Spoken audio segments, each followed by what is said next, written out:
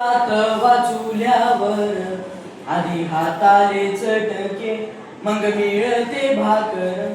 बहिणा बहिणी हे संसाराचं सत्य सांगितलं, परंतु आजचा संसार बदललाय. आज हाताला चटके बसण्याआधीच मोबाईलच्या नोटिफिकेशनने मन कोळलं जातं. दिनांक 3 एप्रिल 1973 जेव्हा मार्टिन कुपर यांनी जगातील पहिला मोबाईल कॉल केला होता, तेव्हा मानवी जीवनाला एक नवी दिशा मिळाली. परंतु आज 50 वर्षानंतर आपण मागे वळून पाहतो तेव्हा आपल्याला जाणवतं की आपण या मोबाईलला विनाशाचा शाप म्हणून ओढवून घेतलं की प्रगतीचं वरदान म्हणून स्वीकारलं. आणि याच प्रश्नाच्या उत्तराचा उलगडा करण्यासाठी नमस्कार, मी रेहान शकील नदाब आज आपल्यासमोर विषय मांडतोय, मोबाईल शाप की वरदान. हातात मोबाईल, डोळ्यात स्क्रीनची जाय हरवत चालले आहेत. आता प्रत्यक्ष भेटीची सोय.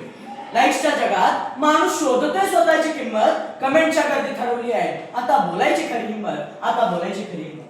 मित्रांनो, खरंच माणूस मोबाईलच्या जाळ्यात इतका गुंतलाय की आपल्या घराशेजारी कोण राहतं हेही त्याला माहित नसतं. अरे रात्रभर जागून त्या मोबाईलच्या निळ्या जीवघेण्या प्रकाशात जाणारी पिढी स्वामी विवेकानंदांनी पाहिलेल्या बलवान भारताची स्वप्न कशी पूर्ण करणार, हा मोठा चिंतेचा विषय आहे.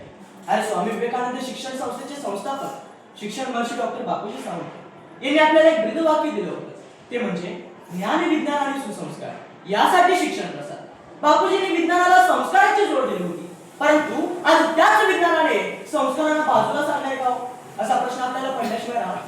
अहो, देवासमोर निरंजन लावून शुभम करोति कल्याणम आरोग्यम धन संपदा अशी प्रार्थना विस्मरणात जाताना दिसते आणि प्रत्येकाच्या हातात दिसतंय ते म्हणजे मोबाईल नावाचं विशाल खेळ.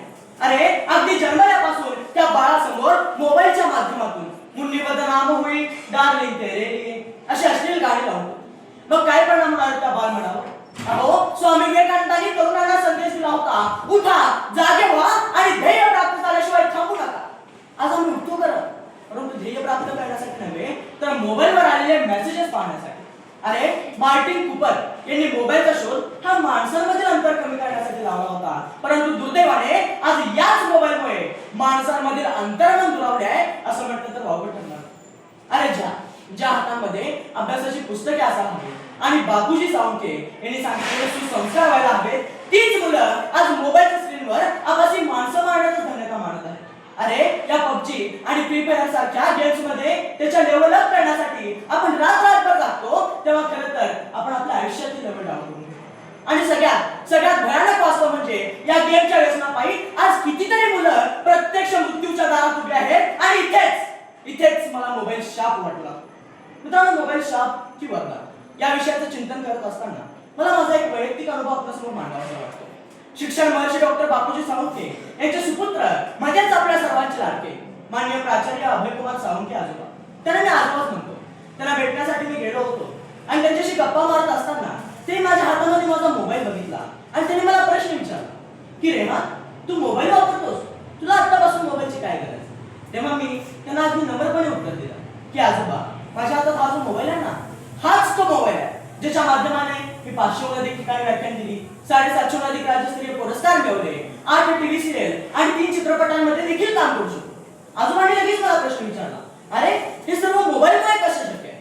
तेव्हा मी त्यांना सांगितलं की आजोबा, या मोबाईलमध्ये जे ऍप आहेत ना, इंस्टाग्राम, व्हॉट्सअप, फेसबुक, ट्विटर, हे केवळ माझ्यासाठी ऍप्स नाहीत तर ते माझ्या रंगमंचच आहेत. इतकं ऐकल्यावर त्यांनी माझ्या पाठीवर कौतुकाची थाप दिली आणि त्या क्षणी मला जाणवलं, जर वापरण्याची योग्य दृष्टी असेल आणि जिद्द असेल तर मोबाईल हा आपल्यासाठी वरदान होऊ शकतो. अहो, इतकंच नव्हे तर या मोबाईलचा वापर करून आपण हवं ते जगभराचं ज्ञान एका क्लिकवर मिळवू शकतो. जेव्हा माझ्या आई बाबांच्या म्हणजेच आमच्या सहारा सेवाश्रम आणि पुनर्वसन केंद्र नेस येथील 40 अनाथ मतिमंद मुलांच्या कार्याचा व्हिडिओ जेव्हा इंटरनेटवर, सोशल मीडियावर व्हायरल होतो, तेव्हा जगभरातून लाखो मदतीचे हात पुढे येतात. तेव्हा मनापासून असं वाटतं की मोबाईल हे विज्ञान दिलेलं एक वरदानच आहे. मित्रांनो, शेवटी जाता एवढेच नव्हे की मोबाईलचा शाप म्हणून वापर करायचा की वरदान म्हणून वापर करायचा, हे फक्त आपल्याच हातात आहे. अरे या पबजी आणि फ्री फायर सारख्या गेममध्ये अडकून बसण्यापेक्षा शिक्षण महर्षी डॉक्टर बापूजी सावंत यांनी सांगितलेले सुसंस्कारांचे होकाय सोबत ठेवा. स्वामी विवेकानंदांचा आदर्श डोळ्यासमोर ठेवा, छत्रपती शिवाजी महाराजांचा पराक्रम डोळ्यासमोर ठेवा आणि मग बघा, मोबाईल तुमच्यासाठी विनाशाचा शाप न ठरता प्रगतीचा सर्वात मोठं वरदान ठरेल. मनपूर्वक धन्यवाद.